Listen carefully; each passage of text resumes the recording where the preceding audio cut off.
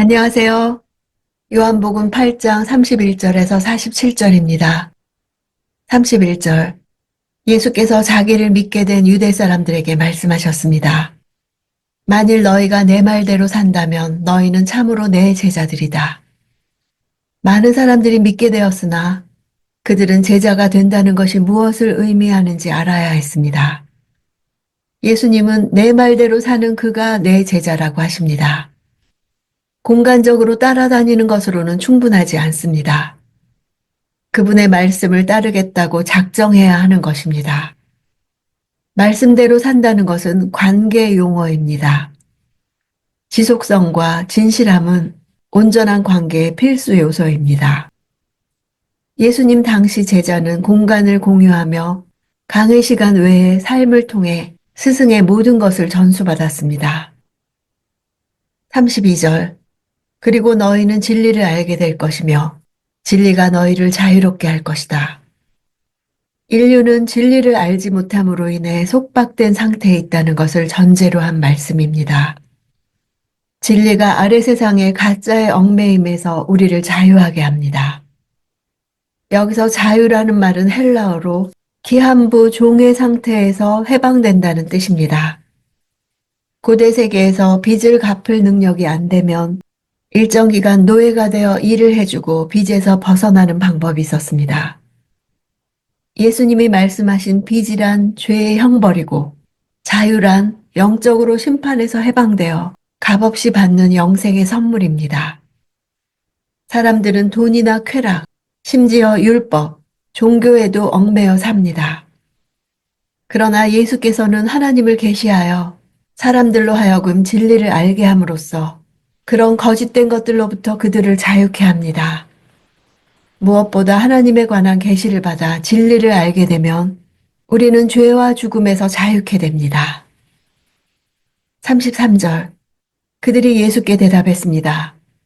우리는 아브라함의 자손이고 어느 누구의 종이 된 적도 없는데 당신은 어째서 우리가 자유롭게 된다고 말합니까? 예수께서는 정치적, 물리적 종 노릇한 것이 아닌 죄의 종 노릇한 것을 말씀하신 것인데 그들은 오해합니다.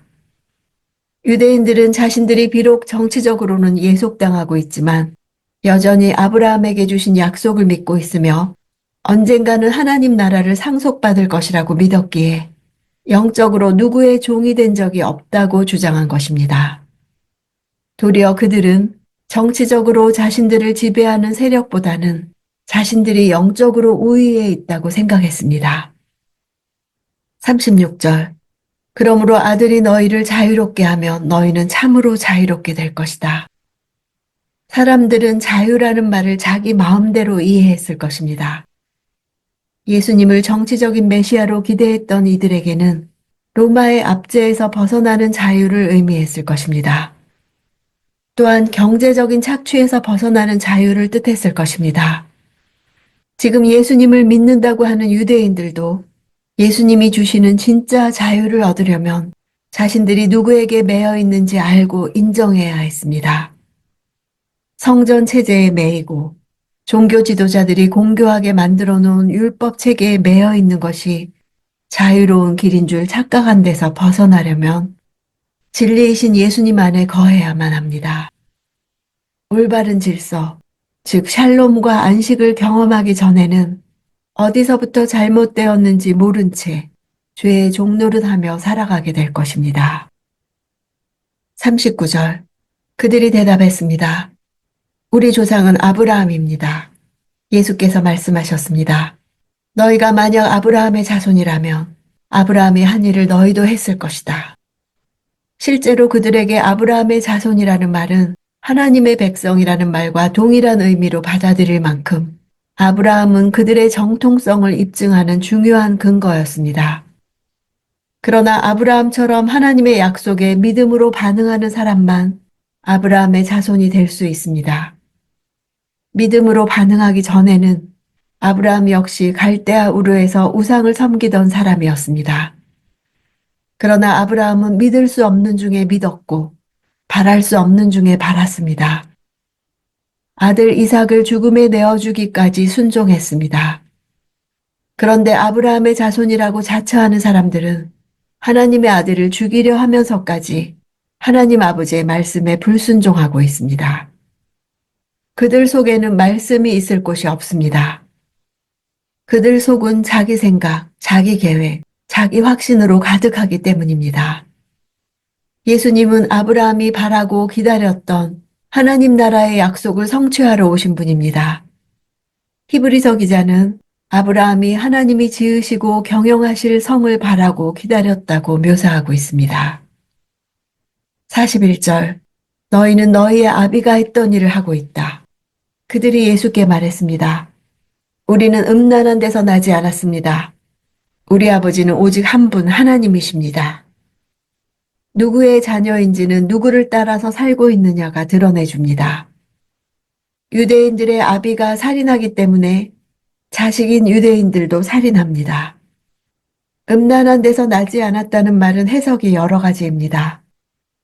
자신들이 아브라함의 적자라는 주장으로 하갈의 소생인 이스마엘이나 아브라함의 후처인 그드라의 소생들과 자신들을 비교하는 것일 수도 있습니다. 또는 유대인들 사이에 예수님이 원래는 사마리아 사람이라는 소문이 있었습니다. 사마리아 사람은 혈통이 섞인 사람들입니다. 또한 예수님의 출생에 대한 소문도 있었습니다. 아버지가 분명하지 않다는 소문이었습니다. 그래서 예수가 음란한 데서 났다고 공격하고 싶은 것입니다. 47절, 하나님께 속한 사람은 하나님의 말씀을 듣는다. 너희가 듣지 않는 까닭은 너희가 하나님께 속하지 않았기 때문이다. 유대인들은 육신적으로는 아브라함의 자손이지만 영적인 아브라함의 자손은 아니었습니다. 아브라함의 영적인 자손의 가장 결정적인 특징은 하나님의 말씀을 따라 산다는 데 있습니다. 지금 유대인들은 하나님 나라 밖으로 쫓겨나 있는 상태입니다. 왜냐하면 그들은 아브라함의 자손이 아니라 죄를 지으며 죄의 권세 아래서 죄의 종으로 살고 있기 때문입니다. 인간은 한 면으로 자유를 얻으면 얻을수록 예수님은 우리가 근본적인 자유를 잃어버린 이유를 말씀해 주십니다. 그리고 하나님이 인간을 지으실 때부터 누리도록 해주신 참 자유를 회복할 수 있는 길도 가르쳐 주십니다. 자유롭게 된다는 것은 예수님을 알 때 내가 누구인지 제대로 알 수 있다는 뜻입니다.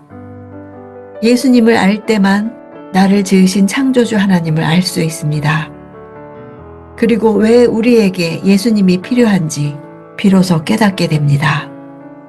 그 깨달음의 결과가 바로 자유입니다. 주님께 가장 철저하게 매인 자가 가장 자유로울 것입니다.